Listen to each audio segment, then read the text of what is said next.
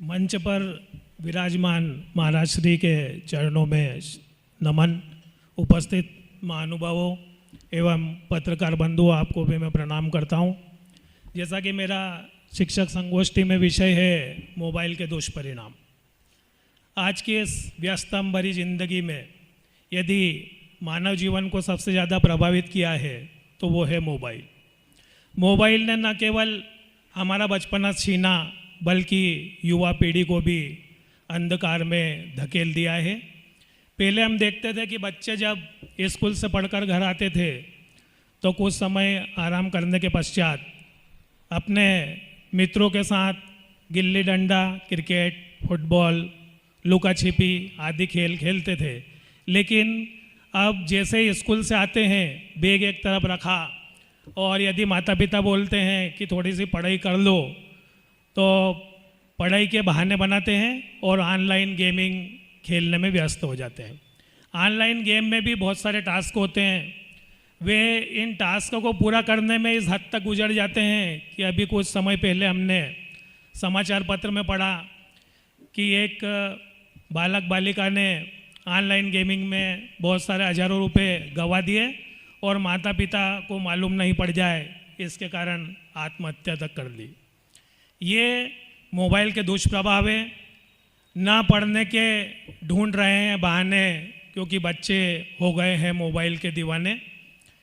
बचपना ही नहीं, मोबाइल ने युवा पीढ़ी को भी प्रभावित किया है। यदि हम सामाजिक स्तर पर बात करें तो आज समाज में मोबाइल की वजह से हमारे रिश्तों में दरार आ गई है।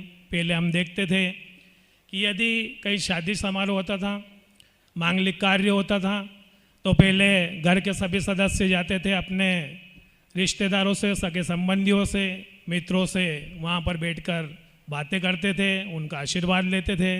लेकिन अब हम देखते हैं कि एक ही परिवार के 8-10 सदस्य, सबके पास मोबाइल है और सभी वहाँ पर मांगलिक कार्य में भी सब मोबाइल पर चैटिंग करने में व्यस्त है। किसी के पास किसी से आशीर्वाद लेने का समय नहीं है, विचार विमर्श करने का समय नहीं है। तो जिंदगी गुजर रही है किश्तों पर, जिंदगी गुजर रही है किश्तों पर, और यह चंद ग्राम का मोबाइल ने दरार ला दी है रिश्तों पर। ये मोबाइल ने इतना प्रभावित किया युवा पीढ़ी को कि आज युवा रील बनाने में इतने व्यस्त है कि वे अपनी जान भी जोखिम में डाल देते हैं। हम रील बनाते हुए उन्हें देखते हैं कि इधर से ट्रेन आ रही है और वो पटरी पर लेटे हुए रील बना रहे हैं, और किस लिए कि सबसे ज़्यादा लाइक आए, सब्सक्राइबर उनके बढ़े। तो ये कहीं ना कहीं मोबाइल ने युवा पीढ़ी को भी बहुत ज़्यादा प्रभावित किया है। और ये वो दिन दूर नहीं कि जब मोबाइल हमारे मानव जीवन को इतना प्रभावित कर देगा कि अभी हम देखते हैं कि यदि हम बीमार हो जाते हैं तो डॉक्टर के पास जाते हैं, और यदि ऐसी लत युवाओं में मोबाइल की रही तो वो दिन दूर नहीं जब दीवारों पर छपा होगा कि यहाँ पर मोबाइल की लत छुड़ाई जाती है। तो ये मोबाइल के दुष्प्रभाव है, दुष्परिणाम है। इनसे बचना ज़रूरी है और बचना भी चाहिए। लेकिन हम देख रहे हैं कि जितना ज़्यादा हम इससे बचने की कोशिश कर रहे हैं तो उतना ही ज़्यादा हम मोबाइल के आदी होते जा रहे हैं। पहले व्यक्ति नशा करता था तंबाकू का, शराब का, लेकिन अब नशा है मोबाइल का। मोबाइल एडिक्ट होते जा रहे हैं हम, और इतने ज़्यादा मोबाइल के आदी हो गए हैं कि 2 मिनट भी मोबाइल के बिना नहीं रह सकते। हमने आपने सबने देखा है कि यदि हम कहीं आवश्यक कार्य से बाहर जा रहे हैं और बाय चांस मोबाइल घर पर छूट जाए तो 5 मिनट में हमको बेचैनी होने लगती है, और जब तक मोबाइल हमारे पास नहीं आ जाए तो हम चैन की सांस नहीं लेते। फिर सबसे ज़्यादा मोबाइल में डाटा ख़त्म नहीं हो जाए। दूसरा, उसके बाद चिंता होती है कि नेटवर्क मिल रहा है या नहीं। फिर तीसरी चिंता कि मोबाइल चार्ज है या नहीं।